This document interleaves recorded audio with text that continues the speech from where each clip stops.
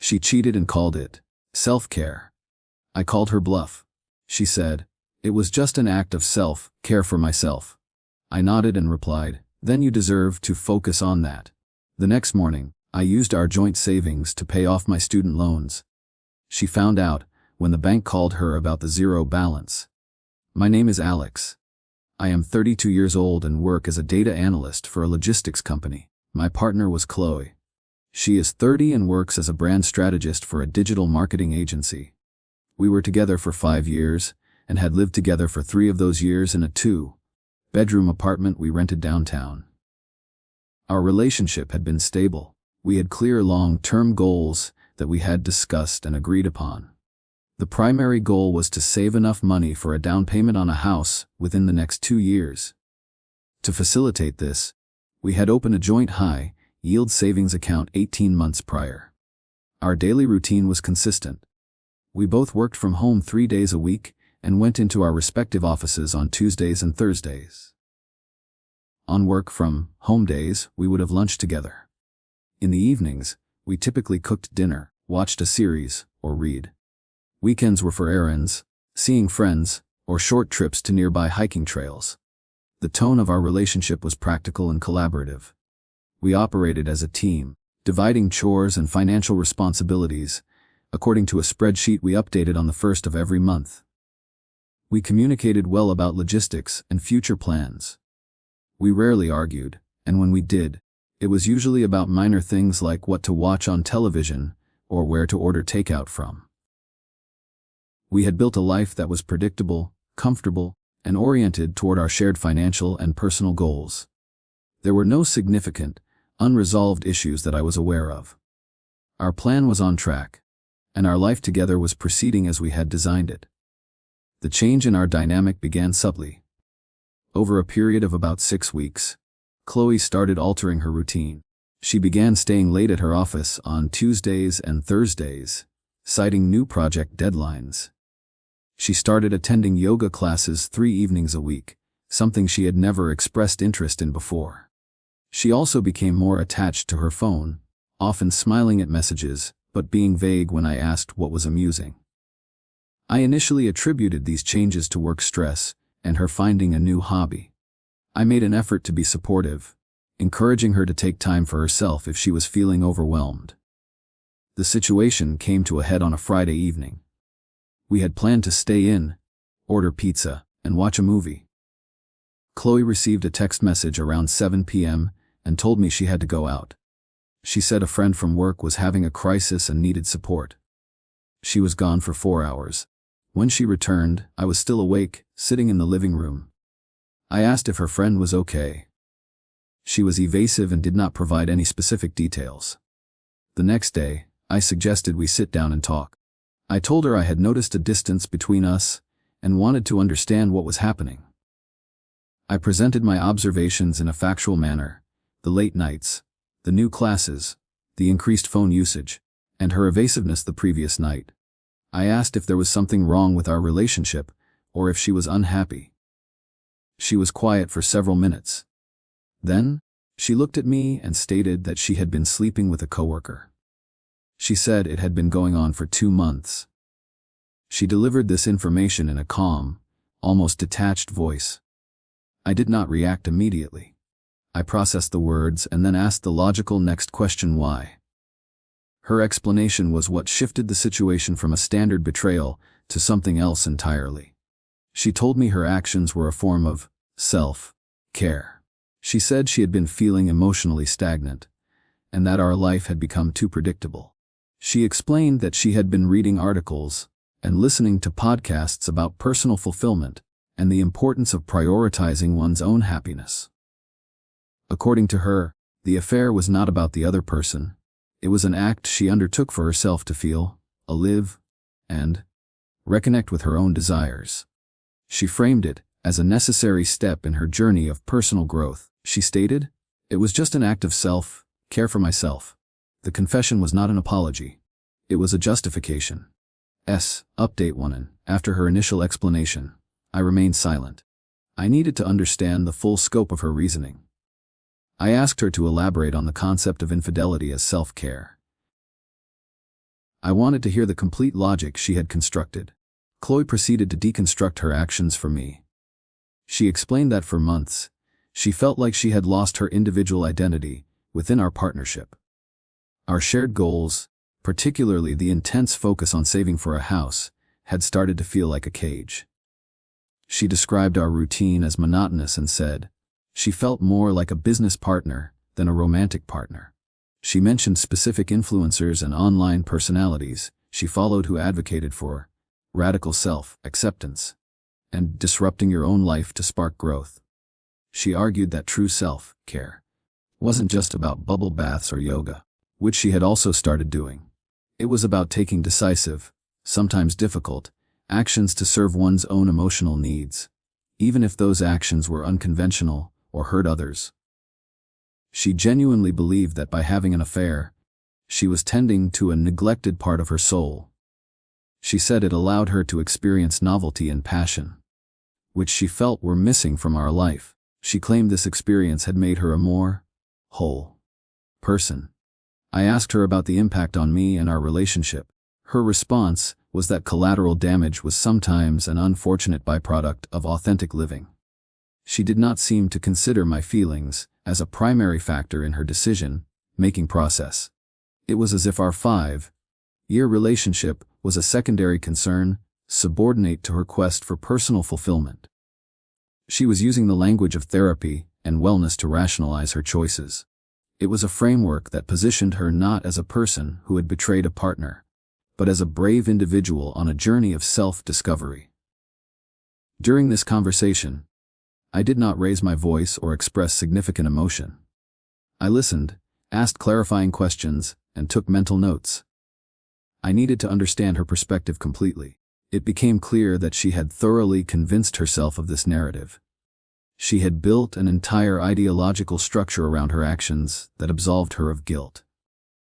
In her mind, she had done something for herself, and the context of our relationship was incidental. She was not asking for forgiveness. She was explaining a breakthrough she had experienced. The conversation ended with her suggesting that I should also explore what I needed for my own self-care. Update 2. For the next few days, we coexisted in the apartment, but the dynamic had fundamentally fractured.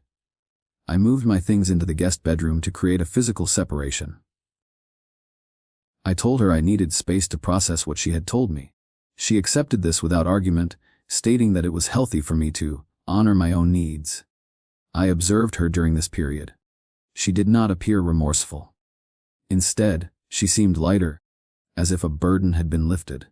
She continued her yoga classes and spent hours on her laptop, presumably reading the material that had informed her decision. I once saw her screen over her shoulder. It was an article titled, "Why Your Comfort Zone is a Lie." This confirmed my understanding of her mindset.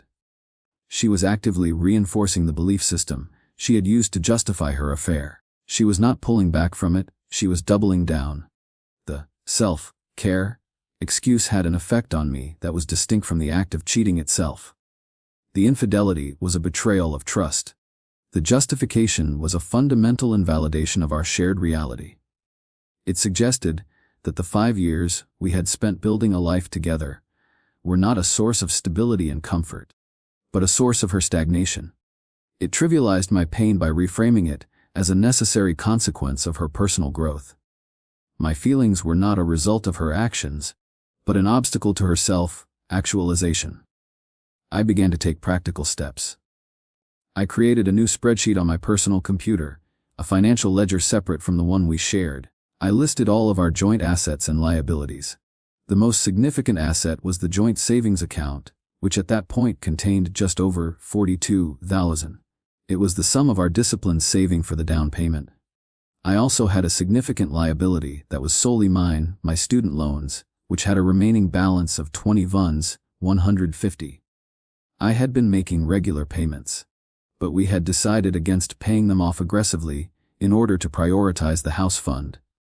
I spoke with my sister over the phone. I laid out the facts of the situation, the affair, the self-care justification, and Chloe's apparent lack of remorse. My sister was angry on my behalf, but I asked her to put emotion aside and consider the situation from a strategic standpoint. I explained Chloe's logic to her. If Chloe truly believed that prioritizing one's own needs, even at the expense of a partner, was a valid form of self-care, then that logic must apply universally. It was a principle she had introduced into our relationship. This period of observation and planning lasted for 1 week. During that time, Chloe and I had minimal interaction. Our conversations were limited to household logistics. She made no effort to apologize or discuss reconciliation. Her behavior suggested she was waiting for me to accept her new philosophy. It became clear to me that the relationship we had was over. The only thing left to do was to formally dissolve our partnership in a way that was consistent with the new rules she had established. Update 3. On the 9th day after her confession, I woke up early, at my usual time of 6 a.m.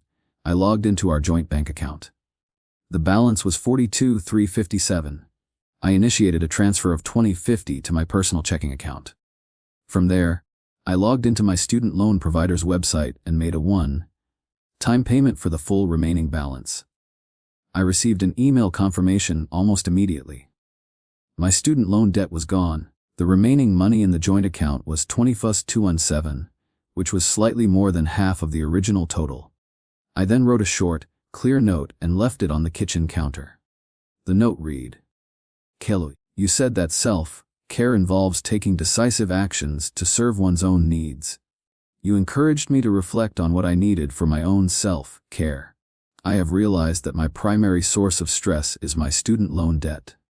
Eliminating that debt is the most significant act of financial self-care I can undertake. I have withdrawn my portion of our joint savings to accomplish this.